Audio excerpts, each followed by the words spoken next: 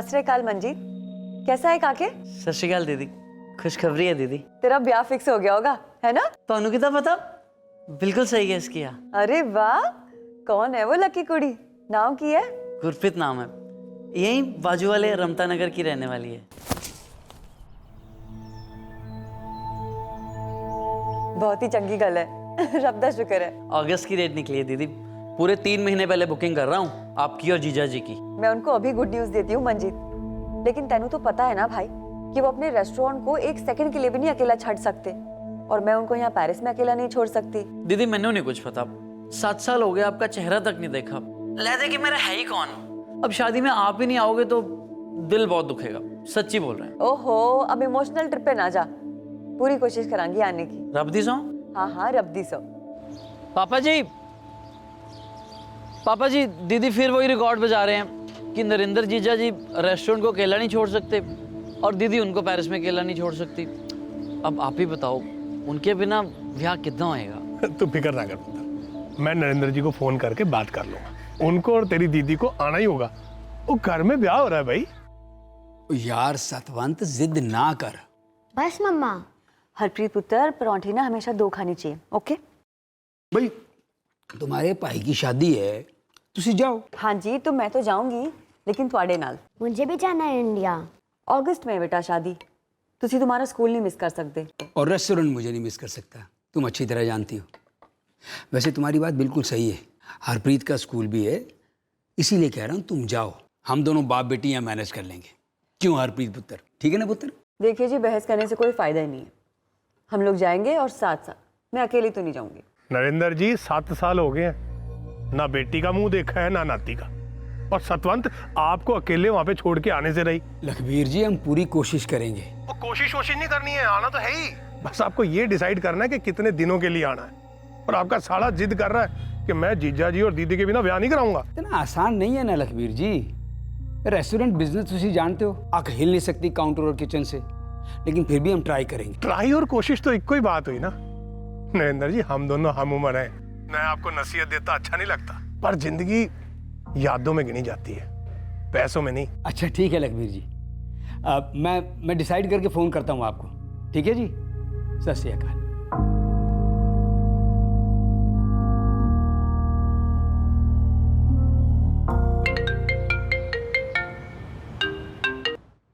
सत श्री अकाल भाई साहब। सत श्री अकाल सरबजीते। यार सुनो, वो अगस्त में ना मैं और तेरी भरजाई शायद इंडिया जा सकते हैं 1-2 हफ्ते के लिए। अब प्रॉब्लम यह है कि हरप्रीत के स्कूल हैं, वो तेरे पास रह सकती है? कम ऑन भाई साहब, और ये कोई पूछने की गल है? ओए, नवजोत और मेरे लिए ना हरप्रीत बेटी ही है, आप बेफिक्र होकर आओ हैं। और वैसे भी इतने सालों बाद आपका प्लान बनाया जाने का। और यार वो सतवंत का भाई है ना छोटा मंजीत, ब्याह है उसका, फिर तो आपका जाना बनता ही है। अच्छा सरबजीत भाई, वो श्योर हो ना वो हरप्रीत के बारे में? ओए नरेंद्र भाई साहब, दिल दुखाने वाली बात कर ली ना, पूछ कर। ओए अपने सगे भाई के साथ ऐसी फॉर्मेलिटी। यार पूछना तो बनता है, अपनी तसल्ली के लिए सही।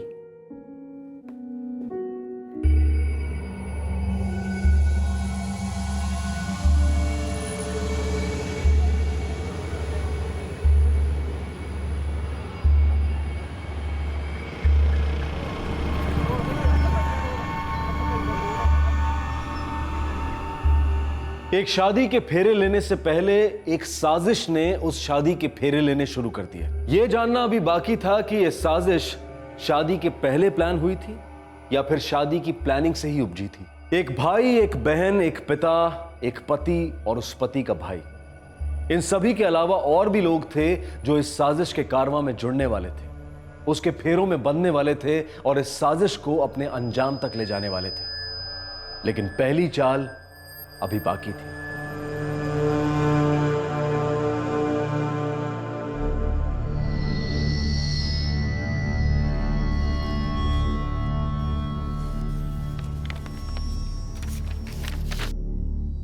ये क्या है जी? तुसी हमेशा अपनी मनमानी करोगे ना? नहीं नहीं सतवंत, देख 2 अगस्त को तू जा रही है, ठीक है? ठीक 2 हफ्ते के बाद मैं हरप्रीत को सरबजीत और नवजोत के हवाले करके 17 अगस्त को पंजाब पहुंच जाऊंगा। बस पहुंच गए आप, सब समझती हूँ मैं। तुसी ना मैनू भेज दोगे पहले और कोई बहाना बनाओगे और फिर आओगे ही नहीं। और मैं वहाँ अकेली रह जाऊंगी, जो मैं हरगिज नहीं चाहती। और मैं भी ये हरगिज नहीं चाहता। देख, मैंने रेस्टोरेंट मैनेज करने के लिए बॉबी को तैयार कर लिया है। 29 को शादी है, 30 को अपनी रिटर्न टिकट है, तब तक वो संभाल लेगा। अब तू भी संभाल ले। ओए मान जाना यार, प्लीज। हम 30 अगस्त को वापस आ जाएंगे। मैं हम दोनों को बहुत मिस करूंगी मम्मा। हम लोग ना इंडिया से रोज फोन करेंगे। और वैसे भी तुम तो अपने चाचा चाची के साथ रहने वाली हो ना। आप लेटर लिख दोगे तो स्कूल वाले मान जाएंगे। मैं अपने सारे क्लास वर्क इंडिया से ही कर लूंगी। अगर प्लीज आप मुझे इंडिया ले चलो ना मम्मा। अगर हो सकता ना तो पक्का से ले जाती।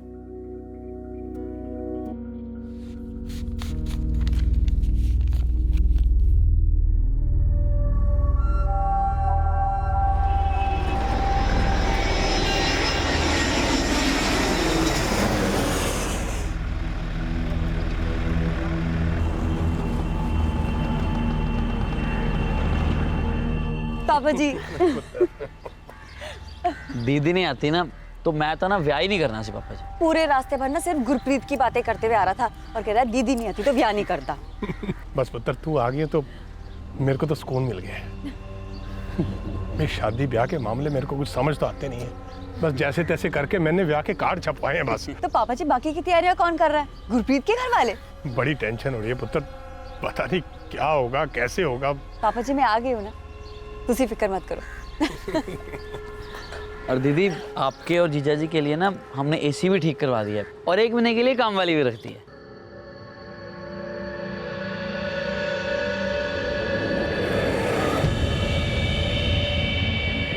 नमस्ते दीदी। ना क्या आएगा तेरा? जी निम्मो। निमिता नु पता है ना ये शादी यादा घर है, यहाँ पे 1000 काम होंगे और ज्यादा देर तक रहना पड़ेगा। ये नहीं होना चाहिए कि आई और आधे घंटे में काम करके भाग गई। साहब जी ने बताया है मैं आ जाऊंगी, लेकिन मैं कल से आऊंगी दीदी। आज मुझे दूसरे घरों का भी काम निपटाना है, तो मैं जाऊं? हाँ जा, लेकिन शाम को वापस जरूर आ जाना। ठीक है दीदी, नमस्ते।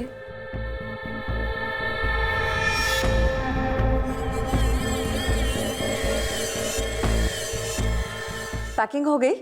हद हो गई यार। पिछले 8 दिन से रट लगा के रखी है पैकिंग पैकिंग पैकिंग। ओ भाई कल सुबह की फ्लाइट है, आज कर लूंगा ना पैकिंग। कल सुबह की फ्लाइट है, अभी तक पैकिंग नहीं की।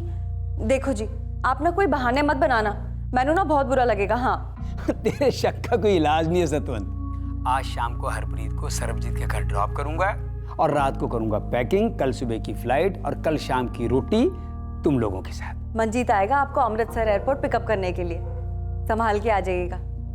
मैं बहुत मिस कर रही हूँ आपको। मैं भी सतवंत, मैं भी।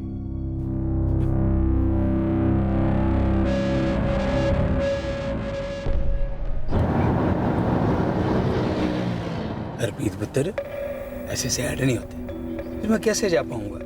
पर मैं सैड हूँ पापा। मैं पहले से मम्मा को इतना मिस कर रही हूँ और अभी मैं आपको भी मिस करूंगी। हम भी पुत्र, हम भी। देख पुत्र, थोड़े दिनों की तो बात है। 30 अगस्त को हमारी रिटर्न टिकट है, फिर हम सीधे वापस पेरिस तुम्हारे पास। लेकिन पापा 30 अगस्त को तो अभी पूरे 2 वीक्स बाकी है। तो पुत्र 2 हफ्ते होते क्या हैं? 2 हफ्ते तो 2 दिनों में निकल जाते हैं। 1 2 2।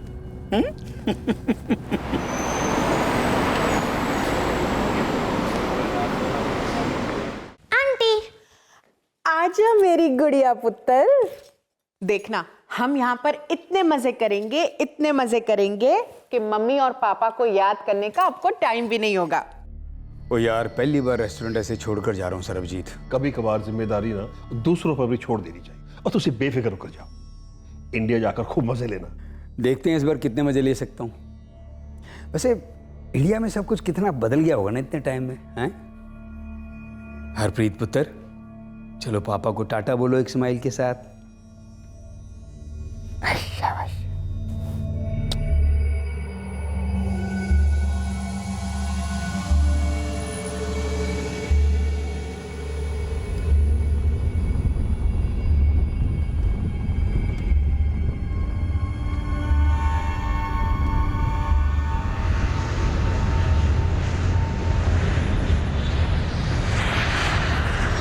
नरेंद्र ने जो अपनी पत्नी सतवंत को वादा किया था उसने वो निभाया।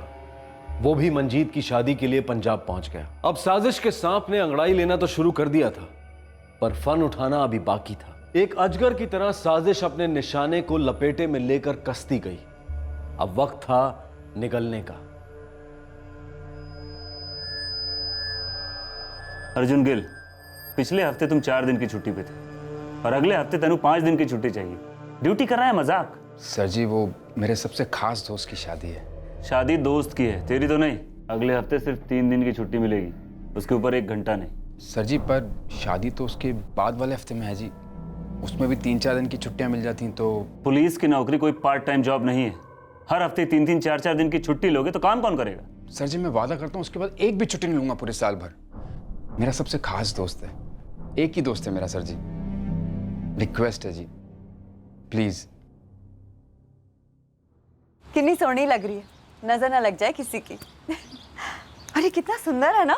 ये जोड़ा उन्होंने सिलेक्ट किया है। ओए होए, उन्होंने? नाम लेने में शर्म आ रही है? मंजीत की चॉइस है। बड़ी सोहनी चॉइस है मेरे काके दी। भाई वाह, इसे कहते हैं शादी का इंतजाम। टॉप क्लास लखबीर जी, टॉप क्लास। ये जो कुछ भी है सब सतवंत के आने के बाद ही हुआ है। इसके लिए तो आप दोनों का हमें शुक्रिया अदा करना चाहिए। और शुक्रिया वुक्रिया छोड़ो, मुझे आपसे एक बात करनी थी। हाँ दसो। देखो जी, सतवंत तो है ही यहाँ पे सबको संभालने के लिए और ब्याह को भी एक हफ्ता बाकी है, तो मैं यहाँ खाली पड़े पड़े करूँगा क्या? सोच रहा था पंजाब घूम लेता हूँ।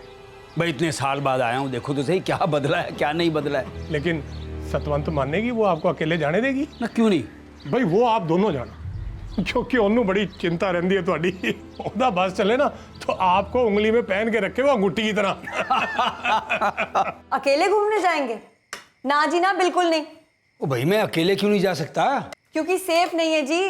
पिछले 10-15 सालों में हमारा पंजाब ना बहुत बदल गया सी। ओ यार, मैं कोई दूध पीता बच्चा थोड़ी ना हूँ जो मुझे कोई उठा के ले जाएगा। भाई मुझे क्यों कुछ होने लगा है? अच्छा एक बात बताओ जरा, मैं किस तरीके से सेफ नहीं हूँ? ओ जीजा जी, बात ऐसे है, दीदी को टेंशन हो जाएगी, आपको कोई कोड़ी चुड़ी ना उठा के ले जाए। ओए मंजीत के बच्चे, शट अप हो जा तू, ले फट। ओ सतवंत जी, मैं शादी से पहले लौट आऊंगा और थोड़ा पंजाब घूम लेता हूँ, हैं?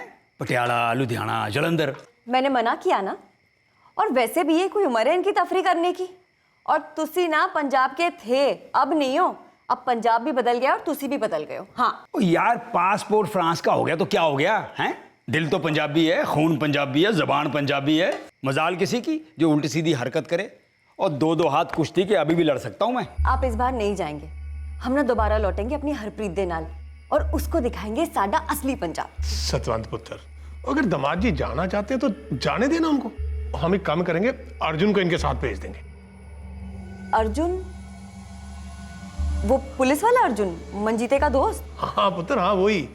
वो छुट्टी आ रहा है कल, वो इनके साथ रहेगा तो इनकी हिफाजत भी ठीक से करेगा।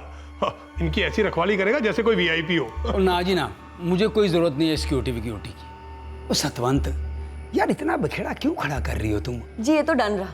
भाई काके, अगर वो तेरा दोस्त अर्जुन हवलदार आ रहा है इनके साथ में जाने के लिए तो मेरी तरफ से हाँ है, वरना ना। समझ गए आप? एक काम करियो मंजीत, मेरी एक फोटो खींच के ना कार्ड बनवा दियो, मेरे गले में टांग दियो कि भाई ये बंदा अगर कहीं खो जाए तो फौरन से पेस्टर सतवंत जी को फोन कीजिए। मजाक दी गल नहीं है। अब ना जमाना बहुत बदल गया है, किसी पे भरोसा नहीं किया जा सकता। रिक्वेस्ट? हो जी, रिक्वेस्ट तो हमने की है हमारे साहब जी से छुट्टी के लिए। आप तो बस हुक्म करें सर जी। ओ मंजीते अंकल जी, नरेंद्र जी इस घर के दामाद हैं और दामाद की खातिरदारी करना तो हमारा फर्ज है जी। सर जी आप कहें तो अभी निकलते हैं, आप बस कमांड कीजिए, कहाँ घूमना है, क्या देखना है, सब हो जाएगा जी। अमृतसर, लुधियाना, वाघा, अटारी, सब। वाघा बॉर्डर? हाँ जी वाघा बॉर्डर। मैं कभी गया नहीं लेकिन सुना बहुत है। भाई सच्ची मुच्ची इस बार तो बहुत मजा आएगा। दामाद जी, सबसे अच्छी बात ये हुई है कि आप 12 साल के बाद आ गए हो। अब तो एक तीर से 2 निशाने हो जाएंगे, शादी ब्याह भी हो जाएगा और घूमना शूमना भी हो जाएगा। ये तो है। सतगुर होए दयाल ना अब चूड़िया, सतगुर होए दयाल ना।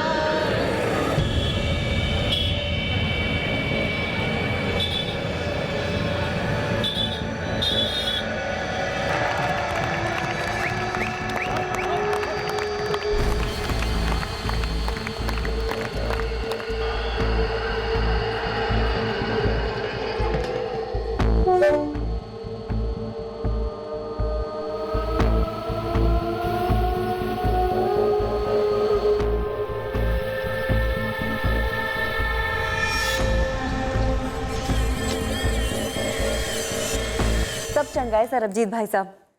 हरप्रीत आपको ज्यादा तंग तो नहीं कर रही? ओ ना हो ना भाभी जी, उसकी तो गाली ना करो, हम सब मिलकर खूब मजे ले रहे हैं। अच्छा परजाई जी, ये बताओ नरेंद्र भाई साहब के क्या हाल चाल है? तुसी बिलीव ही ना करोगे, वो यहाँ है ही नहीं। नहीं है मतलब? पंजाब दर्शन वास्ते निकल पड़े हैं वो, मंजीत के एक दोस्त के साथ। वाह जी वाह, और ये होती है छुट्टियां। वैसे आप कैसी हो? मैं बिल्कुल चंगी हूँ भाई साहब। हाँ, बस सांस लेने की भी फुर्सत नहीं है। बड़ी खुशी हो रही है जी कि सब कुछ ठीक ठाक जा रहा है। मैंने भी बहुत खुशी हो रही है भाई साहब।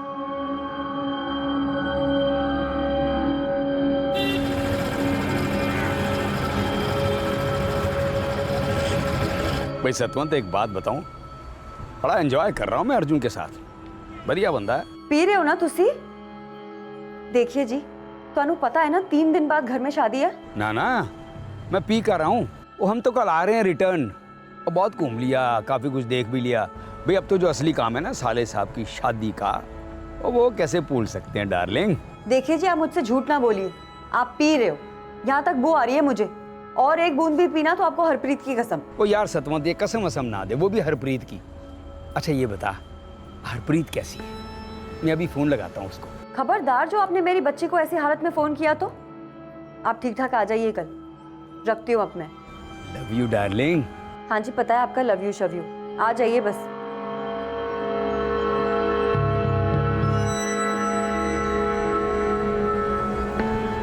सतवंत मेरी बड़ी फिक्र करती है, डरती है कि शादी भूल के ना मैं घूमता फिरता ना रह जाऊं। कुछ भी कहो चाची, और सतवंत जी आपसे प्यार बहुत करती हैं। वो हम क्या कम करते हैं?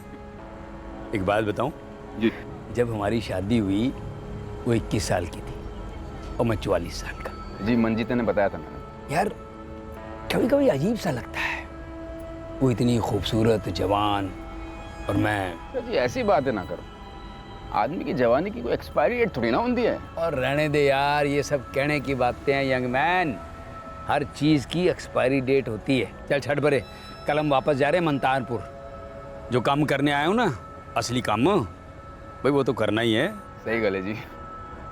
साजिश के प्लान को अंजाम देने का वक्त आखिरकार आ गया था। काम ऐसे तमाम होने जा रहा था कि शक की एक बूंद भी नहीं छलकती। इसके बावजूद कि घर में शादी थी, 3 दिन बाद साजिश ज्यों की त्यों बनी रही।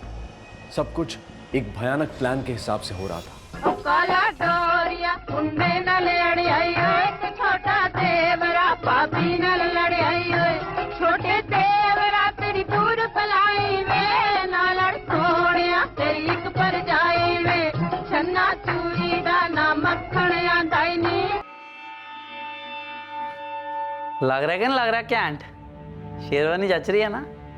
फिटिंग शेटिंग ठीक है? तू तो हीरो लग रहा है, लेकिन साइड हीरो तेरे जीजा जी वो कितने हैं? और पापा जी? वो तो बैठे पैक बनाने। पैक बनाने बैठे? की बकवास कर रहा है तू? अब मैं तो मजाक कर रहा हूँ, यहीं गए हैं, थोड़ी देर में आ जाएंगे। लो एक बार और cheers।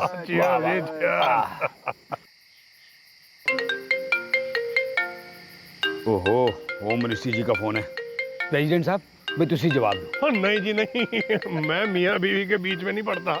दूल्हे साहब के मुंह से कुछ निकल तो नहीं गया? ओ जी मेरी मानो तो आप फोन उठा लो, आराम से गल करो, वरना सतवंत जी यहाँ पहुँच जाएंगी। तो जान दे यार, मैं जवाब दूंगा तो सारे नशे की ऐसी तैसी हो जानी है। एक काम करते हैं, घर चल के कुछ खा लेते हैं, फिर रात को निकालेंगे पूरी बोतल। दामाद जी बिल्कुल ठीक कह रहे हैं, फटाफट गटक लो, नहीं तो सतवंत का भाषण सुनना पड़ेगा। परसों घर में शादी है और तुसी शराब पी नहीं रहे हो, उसमें तैर रहे हो। गलत, एकदम गलत। पूछो अर्जुन से, अपने पापा जी से पूछो, भाई एक पैग के ऊपर हम गए नहीं, है कि नहीं? हाँ बिल्कुल ठीक कह रहे हैं पुत्र, हमने तो बस थोड़ी थोड़ी जबान गिल्ली की थी पुत्र, सच्ची। ये अर्जुन की तो क्लास ना मैंने बाद में लेनी है, लेकिन पापा जी तुसी क्यों इन शराबियों का साथ दे रहे हो? ਤੁਹਾਨੂੰ तो पता है ना कि मैं इनको पेरिस में एक बूंद भी नहीं चखने देती। जी सचमुच 2 30-30 के लगाए थे, एक पैक भी नहीं बनता है। चुप कर अर्जुन, सारे दौरे में ना तुम लोगों ने खूब पी है, और तेरे में अकल है या नहीं? किसने बना दिया तुझे पुलिस वाला? इनकी सेहत देख, इनकी उम्र देख, इस एज में अच्छा लगता है क्या ये सब करना? पता नहीं क्या क्या करते रहते हैं तुम लोग।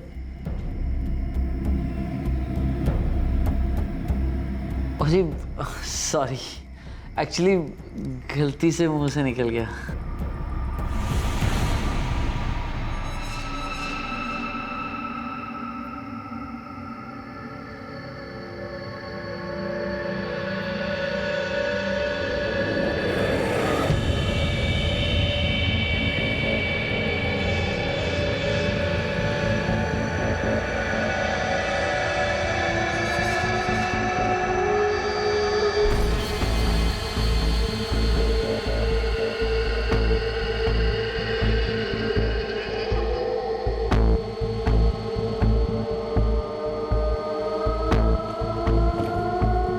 सो गई।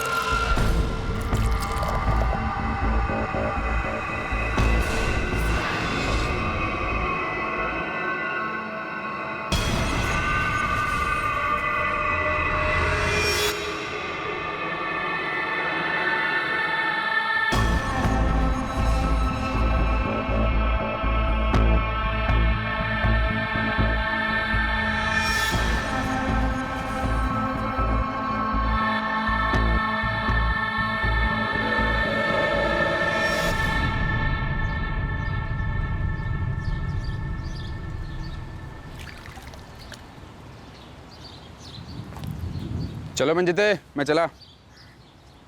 अर्जुन पुत्र, कितने जा रहे हो तू? वो शाम को लौट के आ रहा है ना? बिल्कुल लौट आऊंगा अंकल जी, बस थाने में हाजिरी देनी है, कोई बहाना करके फिर निकल आऊंगा। यार तू कल पूरी छुट्टी ले लेना। ओह नहीं होए, अब की बार मैंने छुट्टी ले ली ना तो मेरे साहब जी मेरी परमानेंट छुट्टी कर देंगे। तू फिक्र ना कर, बस थाने में हाजिरी देनी है, कोई बहाना करके थोड़ा टाइम पास करके निकल आऊंगा, ठीक है? चल मंजिते।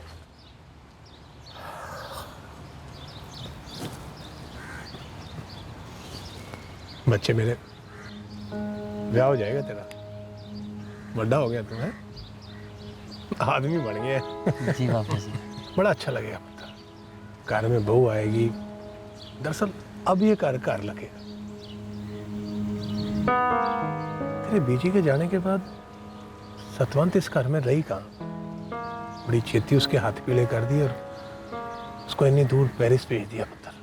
जब उसकी विदाई करी थी ना पुत्र, मैं बहुत रोया था।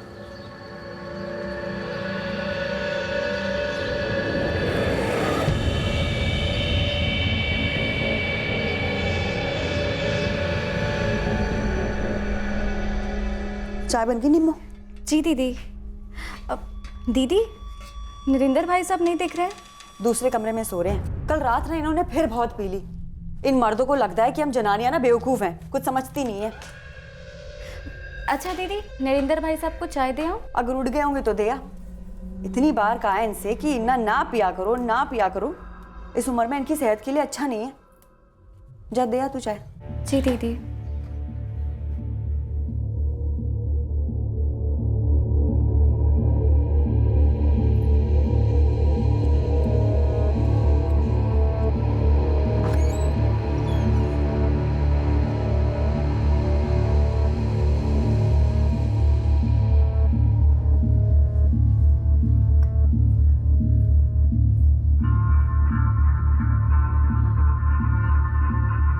निम्मो, निम्मो।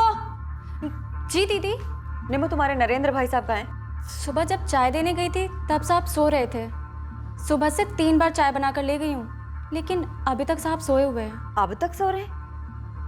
11:30 बज गए निम्मो। मैं ही देखती हूँ। पेरिस जाने तक इन्होंने एक बूंद भी पी ना तो मेरा नाम भी सतवंत नहीं। नरेंद्र उठ जाइए, 11:30 बज गए। कब तक सोते रहेंगे आप? उठिए नरेंद्र, उठिए नरेंद्र, नरेंद्र उठिए, नरेंद्र, नरेंद्र उठिए। क्या हुआ दीदी? देखना निम्मो, ये उठ नहीं रहे, मुझे कुछ ठीक नहीं लग रहा। नरेंद्र उठिए, नरेंद्र। जीजा जी, जीजा जी। मैं कह रही थी इन्ना ना पियो, मैं कह रही थी ना इन्ना ना पिलाओ, लेकिन नहीं, मेरी कोई सुनता ही नहीं है यहाँ पे।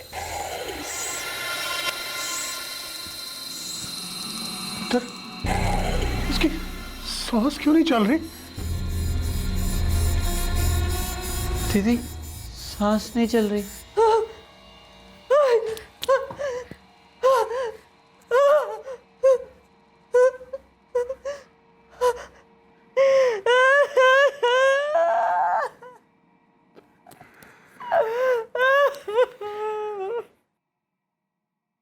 क्या थी ये साजिश?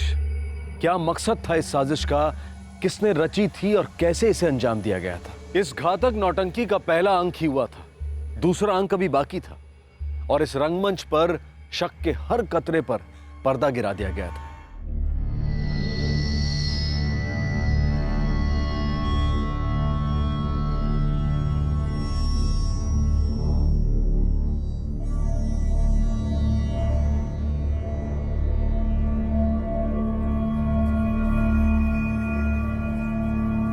ये क्या हो गया पापा जी? कैसे हो गया ये सब? पता नहीं पुत्र, हमें तेरी बात मान लेनी चाहिए थी, इतनी नहीं पीनी चाहिए थी। पापा जी, कल ब्याह जो अब हो नहीं सकता, मुझे गुरप्रीत को बता देना चाहिए। मैं अपनी हरप्रीत को क्या बताओगे पापा जी? सरबजीत भाई सबको क्या बताओगे? सतवंत पुत्र, पुत्र मेरी गल सुन। देख, गुरप्रीत के घरवालों के बहुत पैसे खर्च हो गए पुत्र, और हमारा भी काफी लग चुका है। पापा जी, ये कैसी गल कर रहे हो? पापा जी, नरेंद्र नहीं रहे हो रहा।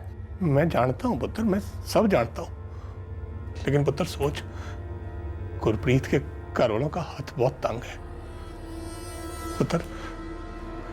अगर हम रीत रिवाज पकड़ के चले ना, तो अगले 1 साल तक ब्याह नहीं हो सकता पुत्र।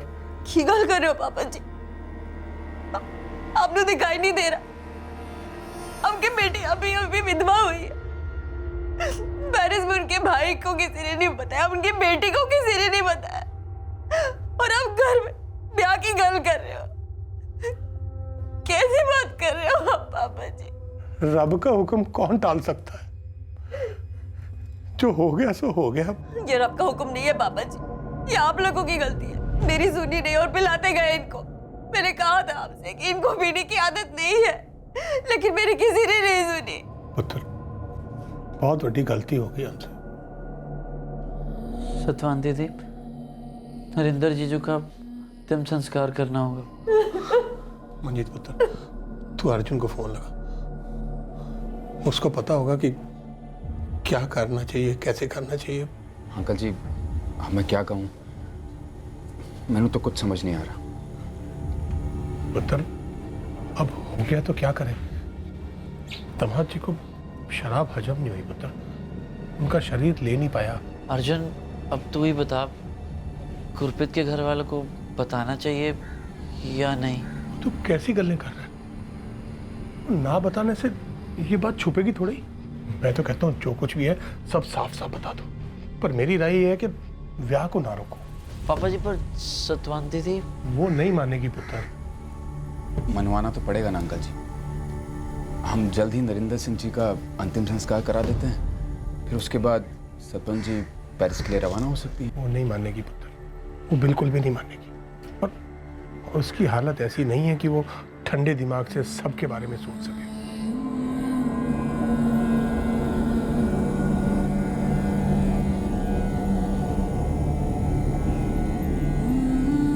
सतवंत वालिया आखिरकार मान गई। नरेंद्र वालिया का अंतिम संस्कार कर दिया गया और परिवार वालों ने मंजीत और गुरप्रीत की शादी को ना टालने का फैसला किया।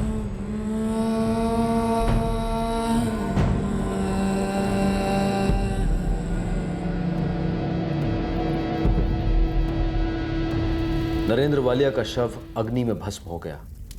इस निजी दर्द का घूंट पी लिया गया और मंजीत और गुरप्रीत की शादी करा दी गई।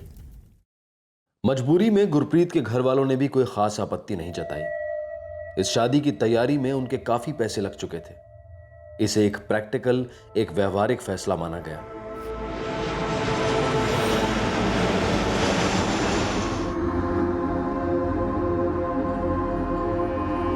टूटी हुई, बिखरी हुई सतवंत वालिया अब अपनी बच्ची हरप्रीत और देवर सरबजीत का सामना कैसे करती? ये क्या बकवास कर रहे हैं आप? मम्मा, पापा कहाँ है? पापा क्यों नहीं है आपके साथ? नरेंद्र भाई साहब 3 दिन पहले गुजरे, 3 दिन पहले, और ये बात आप हमें अब बता रही हैं? ओ सतवंत, हमें ये पहले ना बताने की कोई खास वजह? नहीं जी, मैंने नहीं बताया ये क्या हुआ, कैसे हुआ। पापा जी ने बोला कि ब्याह की तैयारी बहुत पैसे खर्च हो गए, तुम यहाँ ना रुके, यहाँ ना रुके। मम्मा मुझे पापा चाहिए, आप प्लीज पापा को बुलाओ ना मम्मा, प्लीज मम्मा।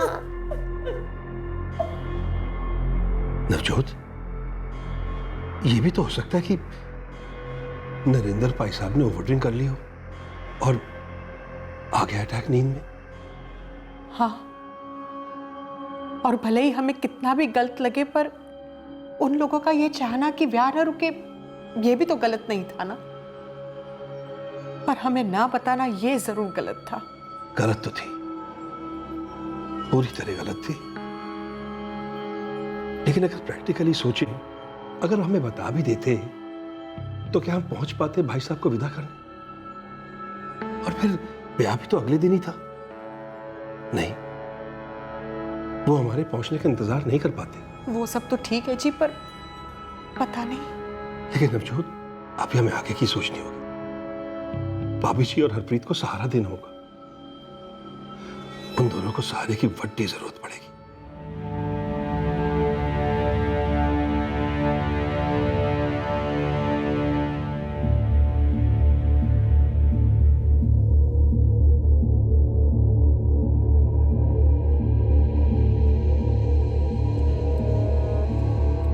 हाँ जी, हाँ, पुलिस स्टेशन ही फोन लाया तुसी। मैं पीआई कुलभूषण आहूजा बोल रहा हूँ। बोलिए, क्या कर सकता हूँ आपके लिए? आप पेरिस से बोल रहे हैं? जी इंस्पेक्टर, मैं पेरिस से नवजोत वालिया बोल रही हूँ। मैंने आपके पुलिस स्टेशन का नंबर इंटरनेट से मिला। मैंने आपके पुलिस स्टेशन पे कल फ़ोन किया था, तो उन्होंने मुझे आपका मोबाइल नंबर दिया। जी बोलिए, क्या कर सकता हूँ आपके लिए? जी, दरअसल बात मेरे जेठ जी को लेकर है, नरेंद्र वालिया। वो पिछले हफ्ते मंतारपुर गांव में चल बसे। वो यहीं के थे, पेरिस के। उनका अंतिम संस्कार भी मंतारपुर गांव में ही कर दिया गया। आप ही के डिस्ट्रिक्ट में पड़ता है ना मंतारपुर? जी हाँ, हमारी जुरिस्डिक्शन में आता है, पर आप कहना क्या चाहती हैं? जी, हमें बताया गया है कि नरेंद्र भाई साहब की मौत ज्यादा शराब पीने से हार्ट अटैक की वजह से हुई, लेकिन हमें ये सही नहीं लग रहा। सही नहीं लगता? क्यों? क्योंकि उनकी मौत के बाद उनके छोटे भाई यानी कि मेरे हस्बैंड सरबजीत सिंह वालिया को इन्फॉर्म नहीं किया गया था। नरेंद्र जी यहाँ अकेले आए थे पेरिस से? जी नहीं, उनके साथ उनकी वाइफ सतवंत कौर वालिया भी थी। वो लोग सतवंत के छोटे भाई मंजीत की शादी में शरीक होने गए थे, पर शादी के एक दिन पहले ही नरेंद्र भाई साहब की डेथ हो गई। तो आपको लगता है उनकी डेथ नेचुरल नहीं थी? जी। क्यों लगता है आपको ऐसा? सर, मैंने शक है कि ये सारी चीजें बहुत पहले से प्लान की गई थी। उन लोगों ने बहुत जोर देकर नरेंद्र भाई साहब और भाभी जी को पेरिस से मंतारपुर बुलाया था, और बाद में ये सब हुआ। मैंने तो कोई साजिश लगती है जी। पर नवजोत जी, आपको क्यों लगता है कि एक साजिश थी? कोई खास वजह या कोई ठोस कारण? जी, फिलहाल सबूत तो कोई नहीं है, पर अगर आप लोग इन्वेस्टिगेट करेंगे तो शायद पता चलेगा कि मेरे जेठ जी नरेंद्र सिंह वालिया की मौत हार्ट अटैक से नहीं हुई है, उन्हें मारा गया है। मर्डर हुआ है उनका। मर्डर? जी, मर्डर। जब साजिश का अदृश्य जाल बिछा तब वो किसी को नजर नहीं आया। जब साजिश को अंजाम दिया गया तब किसी को भनक तक नहीं हुई। शव को अग्नि दे दी गई, नियमित समय पर शादी करा दी गई। सभी अपने अपने रास्ते पर निकल चुके थे। सभी अपनी अपनी जिंदगियों में ऐसे मसरूफ हो गए थे जैसे कि कुछ हुआ ही नहीं था। क्या ये नवजोत वालिया अपनी शिकायत ऑफिशियली दर्ज कराने को तैयार है? सर, वो हमें पेरिस से एक लेटर फैक्स करने वाली है, जिसमें सतवंत वालिया का बताया हुआ पूरा वाकया लिखकर भेजेंगे। मौत 1 हफ्ते पहले हो चुकी है, लाश का क्रमिशन भी हो चुका है।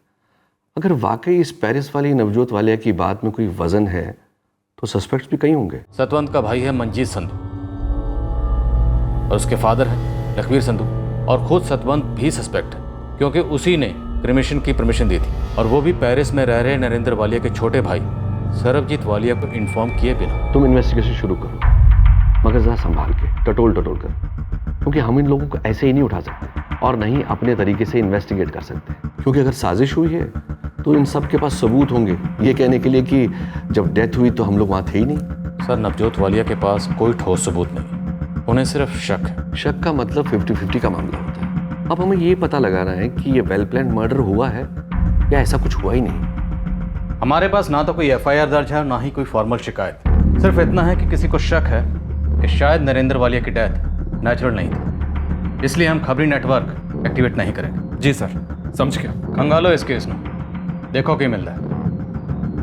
अगर कुछ मिलना हुआ तो। और इस तरह शुरू हुई एक दबी सी पुलिस इन्वेस्टिगेशन। ये आम इन्वेस्टिगेशन से अलग थी। इस केस में यह पता लगाना था कि क्या हुआ था और कैसे हुआ था। यह भी कहा जा सकता है कि ये इंफॉर्मेशन खोद कर निकालनी थी कि हुआ क्या था 27 अगस्त की रात को। एक मौत की तहकीकात हो रही थी ये जानने के लिए कि क्या वो मौत कुदरती थी या फिर कत्ल।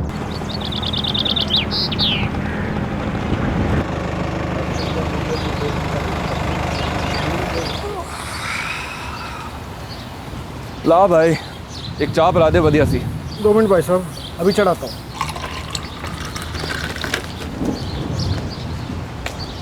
तो जी भाई साहब। हाँ जी। तो भाई बहुत बुरा लगा सुन के। क्या? यही कि कोई लखवीर संधू है, उसके बेटे की शादी के 1 दिन पहले उसका दामाद गुजर गया। हाँ भाई ये होती है कमीनी तकदीर। सही कह रहे हो भाई साहब। अब देखो ना, पेरिस से था ये नरेंद्र वालिया, और कोई होटल शोटल भी है उसका वहाँ पे। अब बताओ, साले के ब्याह वास्ते आया और खुद ही चल गया। मैंने तो ये भी सुना कि दूसरे दिन साले साहब की शादी भी हो गई। भाई ये मुझे बहुत अजीब लगा। जी यही बात तो पूरा गांव फुसफुसा रहा है जी। अब ये कोई बात होती है? मतलब एक दिन घर में दामाद मरता है और अगले दिन बेटे का ब्याह कराया जाता है। तो लड़की वालों ने कोई एतराज नहीं जताया जी? वो बेचारे क्या करते जी। अब इतना सारा पैसा जो लगा था शादी की तैयारी में। अच्छा जी, अभी आपने बताया कि इस नरेंद्र का पेरिस में कोई होटल शोटल भी है। ये बहुत बड़ी पार्टी थी भाई साहब, तभी तो लखवीर ने अपनी लड़की दे दी उसको, वरना कौन देता। क्यों जी, इस नरेंद्र में कुछ खराबी शराबी थी क्या? उम्र भाई साहब उम्र। अब सोचो, ये नरेंद्र सतवंत का पति, सतवंत के बाप लखवीर से भी बड़ा था उम्र में, यानी कि दामाद ससुर से भी बड़ा। ओ तेरी, वो ये क्या गल हुई जी? पैसों की असलियत भाई साहब, पैसों की असलियत। कितने बजेंगे? यही कोई 4 साढ़े 4 बजे। ठीक है, जब फैमिली आएगी तो सारी डिटेल्स ले लेंगे। ये सारी डिटेल तुसी म्युनिसिपैलिटी भेज दोगे ना जी। और वहाँ दे डॉक्टर दा पर्चा भी लगूगा। हाँ वो तो जरूरी है, उसके बिना तो आग दे ही नहीं सकते ना। वो जी मान लो कुछ हुआ कि कोई ना ले सका डॉक्टर दा सर्टिफिकेट, तो कुछ ना कुछ करके कुछ एडजस्ट तो हो ही सकता है ना। भाई तुसी मरवाओगे क्या? ना जी ना, वो मैं अपनी गल नहीं कर रहा था, वो तो ऐसे ही मैंने कुछ सुना था। क्या सुना था? यही कि मंतारपुर के जो लखवीर संधू जी हैं, उनके दामाद नरेंद्र वालिया का अंतिम संस्कार बड़ी जल्दी कर दिया गया है और कोई सर्टिफिकेट भी नहीं था उनके पास। आप भी ना भाई साहब कुछ भी सुन लेते हो मान लेते हो। पहली बात, नरेंद्र वालिया का दाह संस्कार यहाँ हुआ ही नहीं। इसका मतलब इस इलाके में कोई और शमशान घाट भी है? ना जी ना, एक ही है मीलों तक। लेकिन वो लोग शमशान गए ही कहाँ? खुले मैदान में ही कर दिया। ऐसे ही कर दिया? चुपचाप? चुपचाप कर दिया या चुपके से कर दिया, ये तो वो लोग ही जानते। पर मैंने इतना पता है कि यहाँ पर ये सब नहीं हुआ है। और मैंने ये भी सुना है कि ना ही सर्टिफिकेट ली गई है और ना ही पंचायत से कोई कागज पत्र। 4 लोग गए और अंतिम संस्कार कर दिया और दूसरे ही दिन लखवीर ने मंजीते का ब्याह कर दिया। बोलो जी, ऐसे कभी सुना आपने? इसका मतलब कुछ तो गलत हुआ है। पता है मैनू की लगता है? दसो। जिस घर में शादी हो रही थी उस शादी की दाल में कुछ काला है। अच्छा जी। और नहीं तो क्या, देखना एक न एक दिन ये बात जरूर निकलेगी, बड़ी दूर तक जाएगी।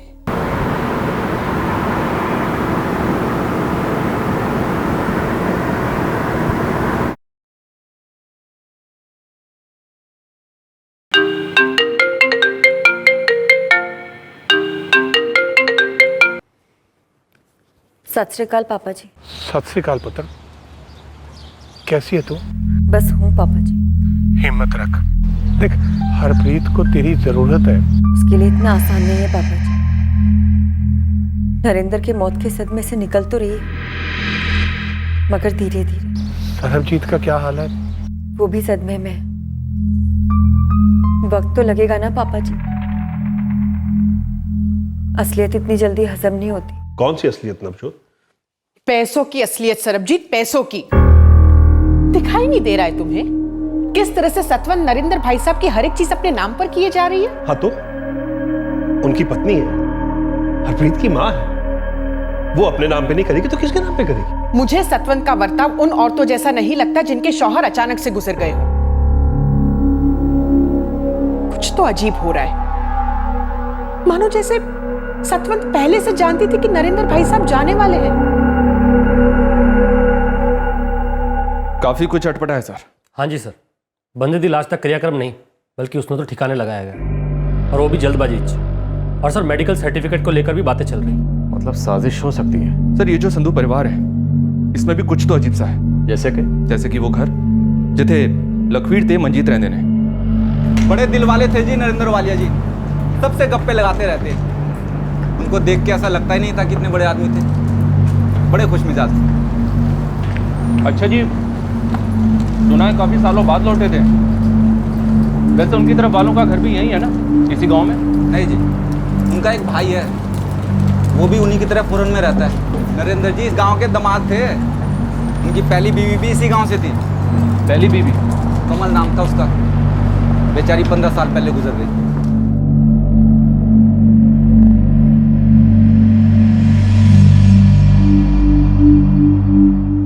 उसके बाद नरेंद्र ने दूसरी शादी कर ली सतवंत के साथ। सारे गांव के होश उड़ गए। क्यों जी? भाई साहब, सतवंत इस गांव की सबसे खूबसूरत कुड़ी थी। दूसरे गांव के लड़कों में उसके चर्चे होते थे, लेकिन उसने नरेंद्र से शादी को हाँ कह दी। पति खुद के बाप से भी बड़ा। ऐसा इस गांव में पहले कभी नहीं हुआ था। सीधा हिसाब था भाई साहब, रिश्ता आदमी से नहीं उसके पैसों से किया गया। लखबीर को पता था कि नरेंद्र फॉरेन में सेटल है, सबको पता था कि नरेंद्र बहुत मालदार है। घूम फिर कर लड़कों में यही तो देखा जाता है, पैसे हो तो नाक टेढ़ी हो या नियत, सब चल जाता है। ये गल भी सही है। वैसे देखा जाए तो लखबीर ने एक तीर से दो शिकार किए थे। वो कैसे जी? नरेंद्र से रिश्ता करा के एक तो अपनी बेटी सतवंत को पेरिस भेज दिया और दूसरे यहाँ। पहले कैसे टूटे फूटे घर में रहता था, अब देखो ये बढ़िया कोठी मिली है। सर ये कोठी जिथे लखवीर थे मंजीत रहंदे ने, दरअसल ये कोठी उनकी नहीं है। ये कोठी तो नरेंद्र ने खरीदी थी। ये दोनों वहां सिर्फ रहते थे देखभाल के लिए, और ये रहे उस कोठी के कागजात। जी सर, वो मंतारपुर वाली कोठी ना, वो तो नरेंद्र वालिया जी की है, बेचारे रहे नहीं। और कागजात किसके नाम पर है? देखिए, कोठी तो थी प्रकाश सिंह की, फिर नरेंद्र वालिया ने प्रकाश सिंह से इस कोठी को खरीद लिया। और जब नरेंद्र वालिया की सतवंत संधू से शादी हुई तो ऑटोमेटिकली सतवंत संधू का नाम भी इस डॉक्यूमेंट्स में आ गया। फिर 2 साल पहले नरेंद्र और सतवंत वालिया ने पूरी की पूरी कोठी सतवंत के फादर लखबीर संधू के नाम कर दी सर। जल्द से जल्द मुझे घर के डॉक्यूमेंट्स की कॉपी भिजवा दीजिए। जी बिल्कुल। और सुनिए, चुपचाप। तो 2 साल पहले ये कोठी लखबीर के नाम हो चुकी थी, तो फिर वो नरेंद्र वालिया को क्यों मारेगा? कोठी तो पहले ही उसके नाम हो चुकी थी। और सर ये सतवंत भी क्यों मारेगी? पेरिस में नरेंद्र का जो कुछ भी है वो सतवंत का भी तो था। सर जी, इन दोनों के अलावा कोई तीजा चक्कर भी हो सकता है, या फिर चौथा। सर जिस तरह से बॉडी का अंतिम संस्कार शमशान में ना करके मैदान में किया गया, जल्दबाजी में, और वो भी बिना मेडिकल सर्टिफिकेट के, उससे तो ऐसे ही लगता है कि कुछ ना कुछ अटपटा तो जरूर हुआ है। एक गल तो पक्की है ना कि नरेंद्र वालिया की मौत हार्ट अटैक से ही हुई थी। पता लगाने की कोशिश की थी मैंने सर, लगता तो हार्ट अटैक ही है। उस घर में एक नौकरानी थी निम्मो, मैंने उससे बात की। किसी थर्ड पर्सन को इन्वॉल्व करने के लिए मना किया था ना, फिर तुमने उस निम्मो को यहाँ पूछताछ के लिए क्यों बुलाया? सर जी बुलाना ही पड़ा। अगर मैं कोठी पे जाता तो बेकार में उन सबके कान खड़े हो जाते। मैंने पता किया था, निम्मो उस कोठी में काम नहीं करती। जी नहीं साहब जी, मुझे कुछ नहीं मालूम, ना मैंने कुछ देखा और ना सुना। हमें मालूम है कि तूने कुछ नहीं किया। तू तो वहां शादी के काम में सिर्फ हाथ बटा रही थी। चल अब बता, क्या देखा था तूने? वो साहब को वैसे देखकर मैं बहुत डर गई थी।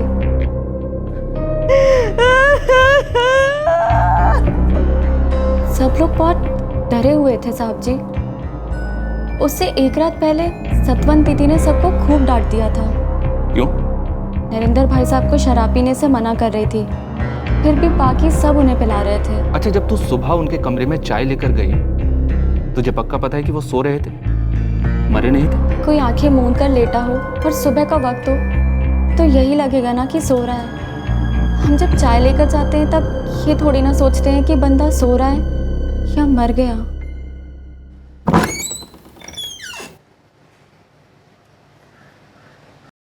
उस रात को उस कमरे में और कौन कौन था निम्मो? तो मुझे कुछ नहीं पता।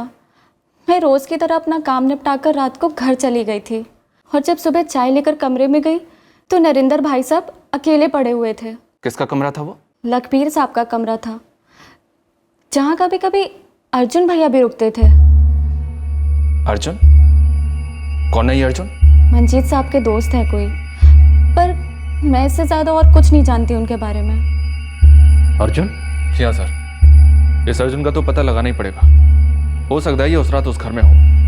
लेकिन पेरिस से हमें नवजोत वालिया ने जो लेटर फैक्स किया है उसमें किसी अर्जुन का जिक्र नहीं। तो क्या ये अर्जुन उस वक्त घर में मौजूद था जिस वक्त नरेंद्र वालिया की डेथ हुई? ये घर का तो कोई हो नहीं सकता। अगर होता तो नवजोत इसका जिक्र जरूर करती। साजिश और शक दोनों अभी भी हाँ और ना की धुंध में ओझल थे। कुछ सुराग थे जो इशारा कर रहे थे कि शक करना जायज है, लाजमी है, लेकिन किसी गहरी साजिश का, किसी कत्ल का अब तक कोई सबूत सामने नहीं आया था। अब यह जरूरी था कि पुलिस इस बात को लेकर आर या पार हो जाए कि क्या यह मर्डर केस है या नहीं। पेरिस भैया बहुत ही खुश मिजाज थे, मतलब नरेंद्र भैया, उनको हमारा पान इतना मजेदार लगा, एक बार जो खाए बार बार लौट के आए। वाह, मजा आ गया। भाई इन अर्जुन साहब के लिए भी एक अच्छा सा पान बनाओ। जी नहीं शुक्रिया, मैं ये पान वान कुछ नहीं खाता हूँ। अच्छी चीज़ों की कदर ही नहीं है नौजवानों। खैर छोड़ो परे। भाई चरण 3 पान बना के ना पैक कर दो, सफ़र में तलब लगी तो चबा लेंगे। ई का पेरिस भैया कहाँ की तैयारी है? पेरिस भैया कुछ दिनों के लिए पंजाबी मुंडा बनने के मूड में है, तो सोच रहा हूँ थोड़ा घूम ले। घर में शादी और आप चले घूमने? और चरण पूरा 1 हफ्ता बाकी है, और वैसे भी शादी वाले घर में मेरे लिए कोई काम तो है नहीं, थोड़ा घूम लेते हैं और पान की तरह हर दिन के मजे लेने चाहिए। एकदम सही है, फरमाया भैया। तो शादी के 1 हफ्ते पहले नरेंद्र भाई साहब पंजाब दर्शन वास्ते निकल पड़े। उनको जान के बहुत दुख हुआ कि नरेंद्र भैया का देहांत हो गया। तो तबीयत खराब हुआ था क्या उनका? कोई परिवार वाला साथ में गया था? ना, अर्जुन भैया उनका परिवार वाला नहीं ना है, वो तो मंजीत भाई साहब के फ्रेंड है। अच्छा। अर्जुन भैया आए थे शादी में शरीक होने के लिए, नरेंद्र भैया उनको साथ में ले गए घूमने। बाद में ये सब लोग सतह में रह रहे थे। अच्छा, ये अर्जुन भी उसी घर में रह रहा था? हाँ। अब तो जब नरेंद्र भाई साहब गुजर गए, ये अर्जुन भी वहीं था शायद? रात को हुआ का हुआ, कौन साथ में था नहीं था, इसके बारे में हम नहीं ना बता पाए। लेकिन एक बात तो तय है कि अर्जुन भैया से नरेंद्र भैया की बहुत अच्छी जम गई थी, दोस्ती हो गई थी। भाई चरण, मेरी बीवी मुझे अकेले घूमने जाने दे नहीं रही थी, वो तो पलाव अर्जुन का फरिश्ते की तरह अटप का। वैसे एक बात तो है, अगर हम सफ़र ढंग का हो ना तो टाइम बड़े अच्छे से पास हो जाता है। और सिक्योरिटी की सिक्योरिटी, पुलिस वाला बंदा कांस्टेबल अर्जुन गिल। अब औकात चाहिए पेरिस भैया, पूरा मस्ती मार कर आइए। तो चलें अर्जुन? बस हुक्म दीजिए सर जी। पुलिस वाला है ये अर्जुन? हाँ भैया, मंजीत भाई साहब का खास दोस्त है। अब देख लो बेचारा कहाँ फंस गया। एक तो नरेंद्र भैया को ले गया सैर कराने, बाद में फिर उसी ने सब क्रियाक्रम करवाया। वो शरीक हुआ था क्रियाक्रम में? लोग तो ऐसे ही बोल रहे हैं, हमने सुना है कि नानकपुर थाने में ड्यूटी होती है उनकी।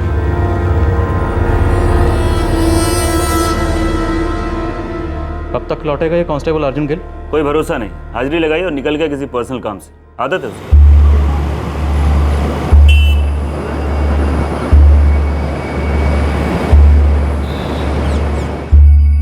क्या हुआ इंस्पेक्टर? मंतारपुर में 28 अगस्त को एक डेथ हुई थी नरेंद्र वालिया की। हमें पता चला है कि जब उनकी डेथ हुई, अपना ये कांस्टेबल अर्जुन गिल ये भी वहाँ मौजूद था। अगस्त महीने में अर्जुन गिल ने काफ़ी छुट्टियाँ ली थी, उसके किसी दोस्त की शादी थी मंतारपुर में। मैंने थोड़ी गर्मी दिखाई, छुट्टियाँ कैंसिल कर दी तो हाजिरी लगाता और निकल जाता। बड़ा टीठ बंदा। छुट्टी ली तो ली, बीच में 4 दिन के गायब हो गया, फोन वोन सब बंद। पीछे से पता चला किसी को घुमाने ले गया था, कोई NRI पार्टी। किशोर, मुझे इस कांस्टेबल अर्जुन गिल का अटेंडेंस रजिस्टर भिजवा सकते हो? जी अभी भिजवाता हूँ। निकल हो। इस कांस्टेबल अर्जुन गिल को पता नहीं चलना चाहिए कि हम उसे ढूंढ रहे हैं। जी समझ गए। मुझे इस कांस्टेबल अर्जुन गिल का इस तरह बार बार छुट्टियां लेना और हाजिरी लगाकर गायब होना, ये सब बातें इतनी नहीं खटक रही जितनी ये बात खटक रही है कि जिस वक्त नरेंद्र वालिया का गैर कानूनी तरीके से अंतिम संस्कार किया जा रहा था और ये कांस्टेबल अर्जुन गिल वहाँ मौजूद था, तो इसने उस अंतिम संस्कार को रोका क्यों नहीं? सर, हो सकता है ये कांस्टेबल अर्जुन इस साजिश का हिस्सा हो? बिल्कुल हो सकता है। और ये भी हो सकता है कि यह साजिश बहुत पहले रची गई। सोच रहा था पंजाब घूम लेता हूँ। अकेले घूमने जाएंगे? ना जी ना, बिल्कुल नहीं। अगर वो तेरा दोस्त अर्जुन हवलदार आ रहा है इनके साथ में जाने के लिए तो मेरी तरफ से हाँ है। आप बस कमांड कीजिए, कहाँ घूमना है, क्या देखना है, सब हो जाएगा जी।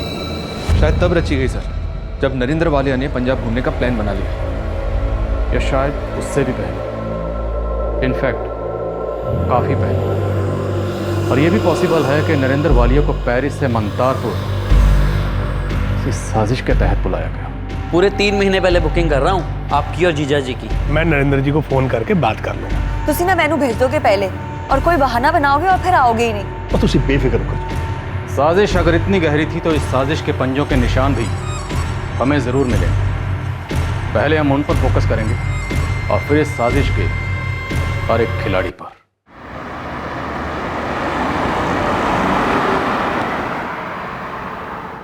कुछ पता चला आपको? हाँ जी नवजोत जी, कुछ कुछ पता तो चला है। कत्ल हुआ था ना मेरे जेठ जी का? ये पॉसिबिलिटी तो है। पता था मैनू पता था ये। लेकिन नवजोत जी, अभी तक हमारे पास कोई ठोस सबूत नहीं है। अभी तो सिर्फ ऊपर की धूल छाटी है। असली इन्वेस्टिगेशन तो अभी शुरू ही नहीं की है। तो प्लीज कीजिए ना। उसके लिए हमें एक फॉर्मल कंप्लेंट की जरूरत पड़ेगी। अगर आप खुद यहाँ आकर कंप्लेंट दर्ज करवाएं तो हम तुरंत एक्शन ले सकते हैं। क्या आप इंडिया आ सकती हैं? मैं आऊंगी। नरेंद्र भाई साहब बड़े ही दिल वाले इंसान थे, बहुत भले थे। आप बताइए कब आना है मुझे? तो मिसेस नवजोत वालिया का शक बेबुनियाद नहीं था आहूजा? बिल्कुल नहीं सर। सर, इस बात में आप कोई शक नहीं है कि साजिश हुई थी। पक्का साजिश हुई है सर। आहूजा, ना तुम्हारे पास लाश है ना पोस्टमार्टम रिपोर्ट। बड़ी ही चालाकी से तुम्हें इन सारे सस्पेक्ट्स को इंटरोगेट करना होगा। इस साजिश को खोद निकालने के लिए तुम्हें खुद साजिश करनी पड़ेगी। क्या पता चला उन्हें? मैनू नहीं पता जी। उन्होंने मैनू कहा कि उन्हें एक फॉर्मल शिकायत दर्ज करनी है, जिस वास्ते मैनू वहां जाना पड़ेगा। तो मैंने परसों की टिकट करा दी है जी। अब नरेंद्र भाई साहब ने हमारे लिए क्या नहीं किया, हम उनके लिए इतना तो कर ही सकते हैं ना।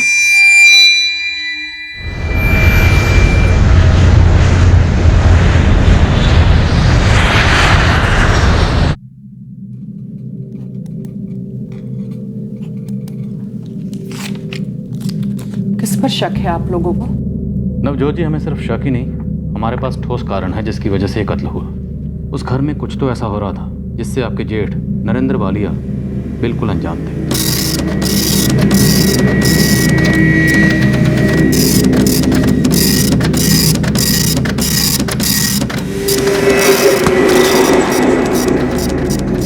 अब हम सभी सस्पेक्ट से अलग अलग पूछताछ करेंगे। हमारे पास जो सुराग हैं, सबूत हैं, वो हमारे हथियार हैं। देखते हैं कौन सिर्फ चिल्लाता है और कौन सच उगलता है। क्या अंजाम दी गई साजिश की अस्थियां उसी साजिश को नाकाम करने जा रही थी? खुलासा तो होना ही था, क्योंकि परफेक्ट क्राइम एक भ्रम है, मिथ्या है। गलतफहमी थी जुर्म करने वाले मुजरिमों के मन में, जो अपने जुर्म को छुपाने की हर मुमकिन कोशिश कर रहे थे, इस उम्मीद में कि उनके जुर्म पर रोशनी कभी ना पड़े। इस केस में साजिश करके सबसे बड़े जुर्म को अंजाम दिया गया था, और वो था मर्डर। नरेंद्र वालिया की मौत नेचुरल नहीं थी, बल्कि उनका कत्ल किया गया था।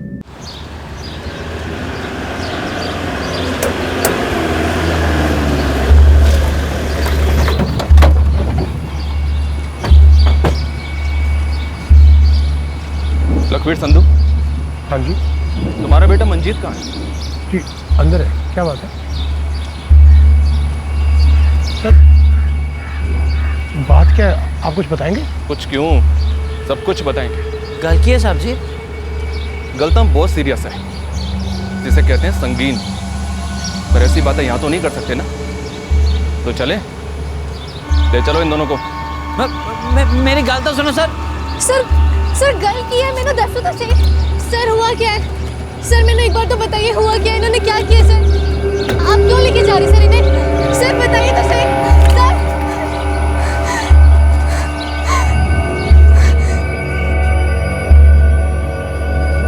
अर्जुन गिल, चल। कहाँ चलना है सर जी? लगता है तूने हद से ज्यादा ही छुट्टियां ले ली अर्जुन गिल, इसलिए तू पुलिस वालों की जबानी भूल चुका है। जब मैंने कहा चल, तो इसका मतलब है चल, बिना किसी सवाल के, नहीं तो खाल उधेड़ कर हाथ में दे दूंगा। वो वाला चल, समझा? अब चल।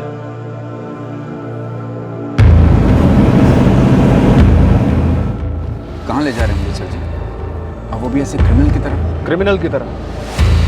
अर्जुन गिल, तेरे मन में कुछ चल रहा है? कुछ क्राइम किया है तूने?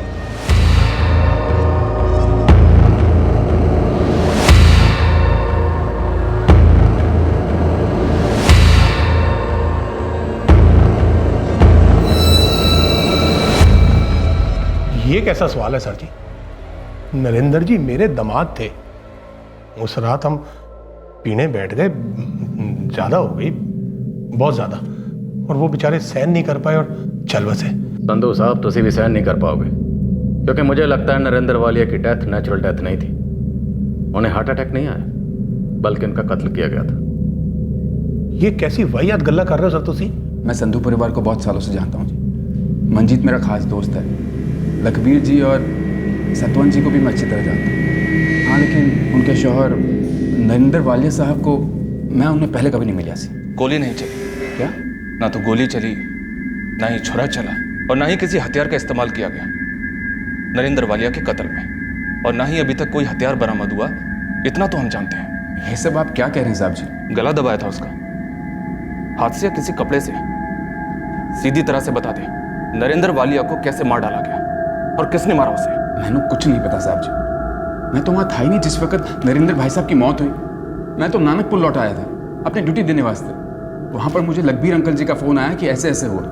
फिर मैं थाना छोड़ के सीधा उनके घर पहुंचा। अर्जुन गिल, उसका कत्ल कब किया गया? राती या फिर सुबह सुबह?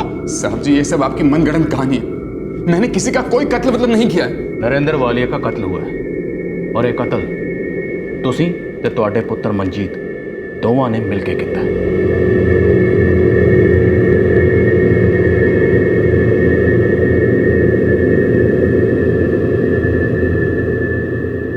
ये सब गलत सलत बातें कर रहे हो सर आप।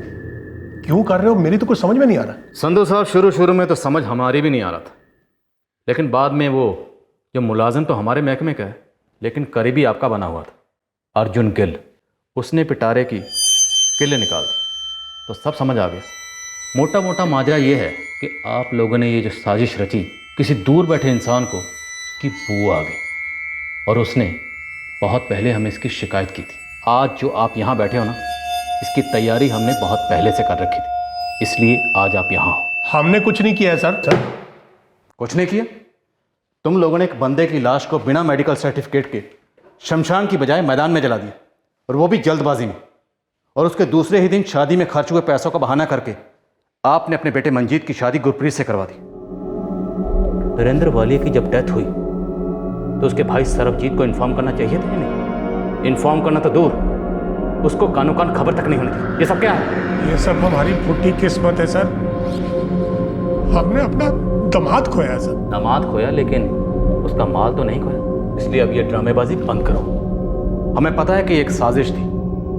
हम ये भी जानते हैं कि सतवंत और नरेंद्र वालिया को पेरिस से मंतारपुर एक साजिश के तहत बुलाया गया था, और सतवंत इस साजिश में शामिल थी। हम लोग जाएंगे और साथ साथ, मैं अकेली तो नहीं जाऊंगी। और हम ये भी जानते हैं कि सतवंत ने अपना किरदार बखूबी निभाया। नरेंद्र, नरेंद्र उठिए।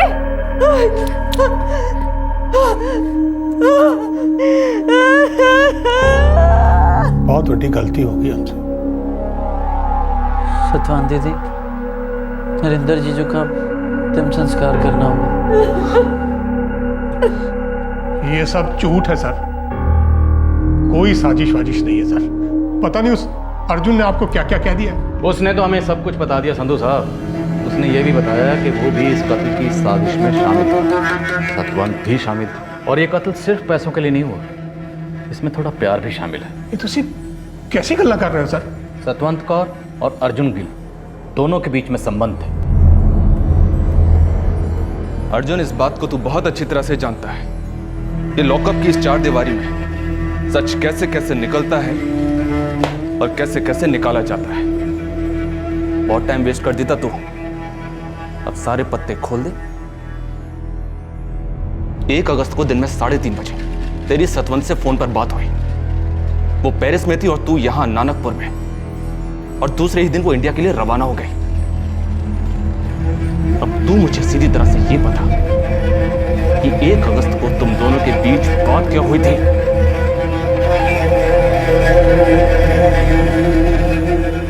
कल दा टिकट है मेरा। बड़ी बेताबी हो रही तेनों मिलने दी सब तो। मैनू भी अर्जुन, और इस बार हमारे बीच जो हड्डी है उसे निकालकर हमेशा के लिए फेंक देंगे। फिक्र ना कर, हम इस मौके को ना जान देंगे। सतवंत पुत्र, तुसी बस इन्ना करवा दो कि नरेंद्र एक बारी यहाँ पे आ जाए। एक बारी ये हो जाए बस, बाकी सब अपने आप हो जाएगा। मैं उन्हें इंडिया लाकर ही रहूंगी पापा जी। मैं उन्हें अपना प्लान बदलने ही नहीं दूंगी। 33150217 ये सतवंत का नंबर है, जिस नंबर पर तूने बार बार बातें की हैं। और नरेंद्र की मौत के बाद भी इस नंबर पे तू घंटों बात करता है, रोज।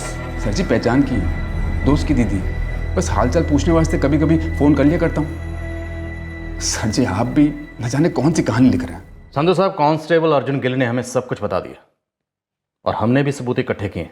उसने हमसे कहा कि वो कत्ल की साजिश में शामिल तो था, उसे इतना तो पता था कि कत्ल कब होना है, लेकिन जिस वक्त कत्ल हुआ वो वहां मौजूद नहीं था। उस वक्त कमरे में 3 लोग मौजूद थे, आप, ਤੁਹਾਡਾ पुत्र मंजीत और ਤੁਹਾਡੀ पुत्री नरेंद्र वालिया की वाइफ और अर्जुन गिल की प्रेमिका सतवंत कौर।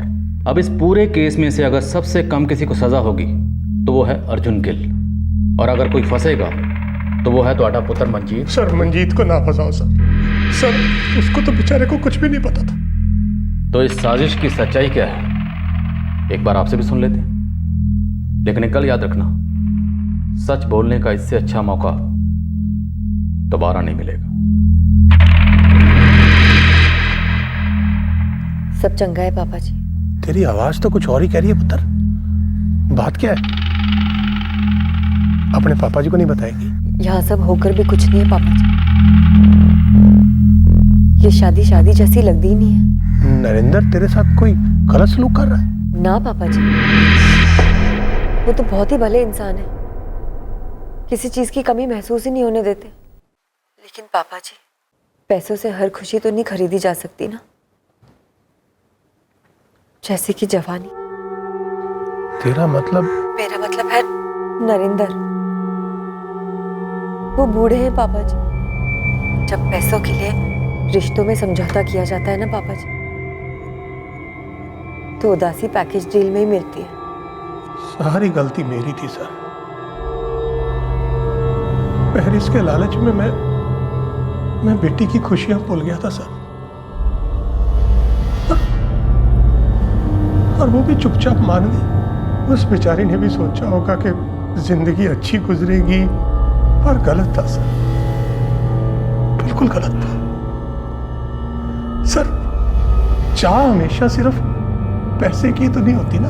आप कौन सी गलती सही कर रहे थे, वो भी कत्ल के जरिए? सर, अर्जुन सतवंत को हमेशा से पसंद करता था, और सतवंत भी उसको पसंद करती थी। लेकिन अगर मैं ये कहूं कि सतवंत और अर्जुन का अफेयर तो सतवंत और नरेंद्र की शादी से भी पहले चल रहा था, तो ये गलत नहीं होगा, हाँ या ना? हाँ सर, उन दोनों में पहले से ही प्यार था। नरेंद्र और सतवंत के पेरिस के एक जॉइंट अकाउंट से तेरे अकाउंट में 75 लाख रुपए ट्रांसफर हुए। तुम दोनों एक जिंदगी को मिटाकर अपनी नई जिंदगी की शुरुआत करने जा रहे थे। अर्जुन गिल, तू नरेंद्र की लाश पर अपना ताज खड़ा करना चाहता था।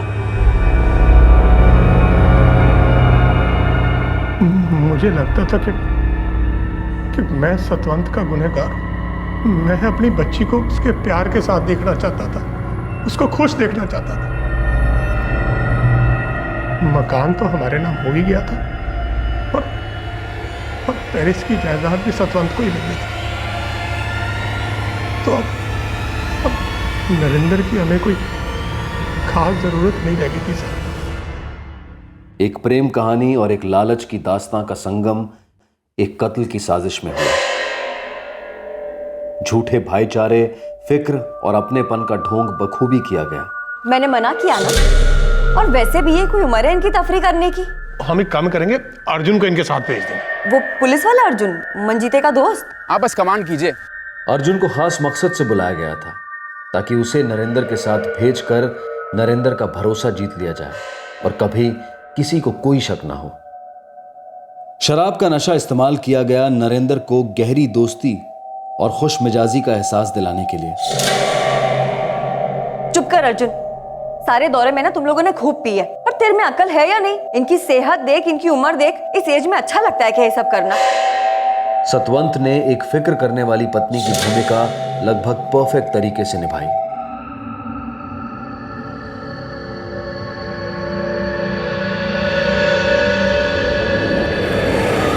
सतवंत को पहले से अच्छी तरह पता था कि लखबीर और अर्जुन नरेंद्र को और पीने में मजबूर करेंगे।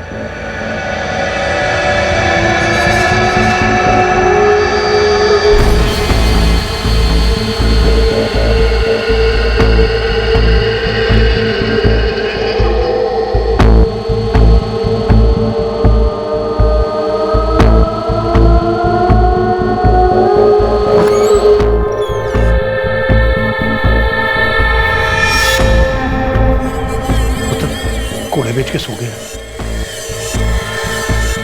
लगाम खींचने का वक्त आया।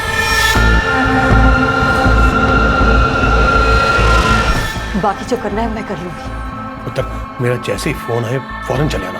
मैं आपके फोन का इंतजार करूंगा, फिर हम मिलकर लाश को ठिकाने लगा देंगे, फूंक देंगे।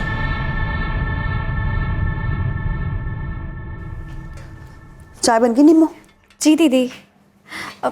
दीदी, नरेंद्र भाई साहब नहीं दिख रहे हैं? दूसरे कमरे में सो रहे हैं। कल रात ना इन्होंने फिर बहुत पी ली। इन मर्दों को लगता है कि हम जनानियां ना बेवकूफ हैं, कुछ समझती नहीं है। अच्छा दीदी, नरेंद्र भाई साहब को चाय दे आऊं? साजिश के हिसाब से सतवंत ने रोजमर्रा की जिंदगी वाली एक्टिंग की और निम्मो को भेजा नरेंद्र को जगाने, जबकि वो अच्छी तरह से जानती थी कि नरेंद्र की लाश पड़ी है कमरे में। उसने खुद नरेंद्र का कत्ल किया था, पर यह सब इसलिए किया गया ताकि निम्मो को शक ना हो और सारी दुनिया को भी लगे कि ये एक दुर्घटना है कि शादी वाले घर में शादी के एक दिन पहले किसी की कुदरती मौत हुई।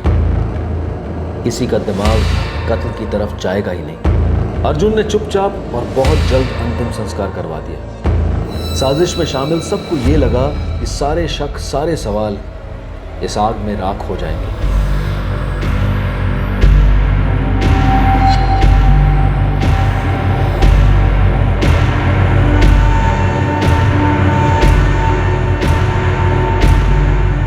नवजोत जी, आपकी भाभी सतवंत और उनके पिता लखबीर सिंह संधू और सतवंत के प्रेमी अर्जुन गिल, इन तीनों ने मिलकर आपके जेठ नरेंद्र वालिया को मारने की पहले साजिश रची और बाद में साजिश को अंजाम दिया। इसीलिए वो लोग इतना जोर दे रहे थे कि नरेंद्र भाई साहब को शादी में आना ही पड़ेगा।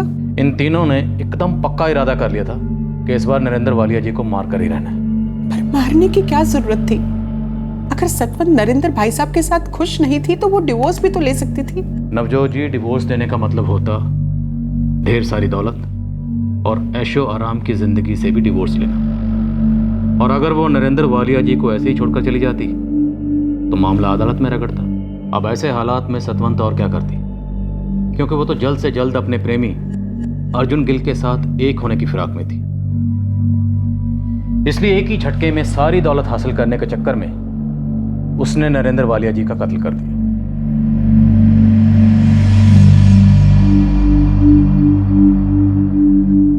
पापा जी, मेरी शादी एक बहाना था ये कत्ल के लिए। जब सतवंत दीदी शादी करके पेरिस चली गई, मैं बहुत छोटा था पापा जी, इसीलिए चाहता था कि नरेंद्र जीजा जी और दीदी मेरी शादी में शरीक हों। आप लोगों ने मेरे प्यार का नाजायज़ फ़ायदा उठाया। ना चाहते हुए और ना जानते हुए मुझे अपनी इस गंदी साजिश का शिकार बनाया। अपने ही घर में मेरी नाक के नीचे अपने जीजा जी को मार दिया।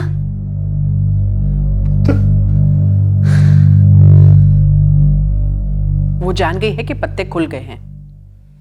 वो जानती है कि उसके पापा जी और उसका बॉयफ्रेंड दोनों इस वक्त जेल में हैं। लेकिन मुझे तो ये यकीन नहीं हो रहा है कि सतवंत ने इतनी भयानक प्लानिंग की। और दूसरी तरफ देखो, और नरेंद्र भाई साहब सतवंत को सलाखों पर रखते थे, इतना प्यार करते थे, इतना भरोसा करते थे उस पर। मम्मा, कोई प्रॉब्लम है क्या? नहीं पुत्र, तू क्यों पूछ रही है सब? वो आप और नवजोत आंटी फोन पर झगड़ रहे थे। वो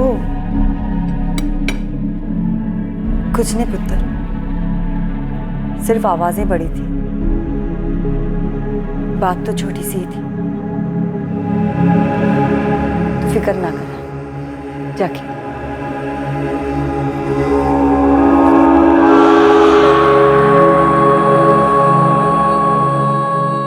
सर, सतवंत वालिया फ्रांस की सिटीजन है उसे अरेस्ट करने के लिए हमें पहले इंडियन हाई कमीशन से कांटेक्ट करना पड़ेगा। जरूर करो आहूजा, रिपोर्ट फाइल करो। हाई कमीशन को ये साफ साफ पता होना चाहिए कि एक मर्डर केस है। Yes sir. हमें किसी भी सूरत में सतवंत वालिया को इंडिया लेके आना है ताकि उस पर मुकदमा चला सके। लेकिन सर हमारे पास ना तो लाश है, ना पोस्टमार्टम रिपोर्ट और ना ही कोई मर्डर वेपन। लेकिन आहूजा हमारे पास उनके बैंक रिकॉर्ड्स हैं, फोन रिकॉर्ड्स। हमारा ये केस भले ही ओपन एंड शट ना लगता हो, लेकिन इसमें कोई दो राय नहीं है कि सतवंत वालिया अपने पति की गुनहगार है। कत्ल किया उसने। लखबीर और अर्जुन को आईपीसी की धारा 302 के तहत हत्या के लिए और धारा 201 के तहत सबूत मिटाने के लिए गिरफ्तार किया गया है। साथ ही उन पर धारा 120 बी के तहत क्रिमिनल कॉन्स्पिरेसी के चार्जेस भी लगे हैं। ये तीनों चार्जेस सतवंत वालिया पर भी लगाए गए हैं, जिसने नरेंद्र वालिया का कत्ल किया था। लखबीर और अर्जुन फिलहाल जुडिशियल कस्टडी में हैं और सतवंत वालिया को फ्रांस से इंडिया लाने के सभी डिप्लोमेटिक प्रयास जारी हैं। एक बार फिर परफेक्ट क्राइम का गुब्बारा फूट गया। एक बार फिर से साबित हुआ कि जुर्म करने के बाद भले ही जितनी दूर भागें, फिनिशिंग लाइन अदालत का कटघरा ही होता है। इन तीनों क्रिमिनल्स को लगा कि वो लोग जुर्म करके निकल जाएंगे, पर हकीकत ये है कि वो निकल नहीं पाए। कोई पुलिस कंप्लेंट नहीं थी और ना ही इस कत्ल की हल्की से हल्की बू भी गांव में फैली थी। लेकिन फिर भी ये केस सॉल्व हुआ और मुजरिमों को सजा भी जरूर होकर रहेगी। इस केस में परिवार में से किसी को लगा कि ये मौत नेचुरल नहीं है।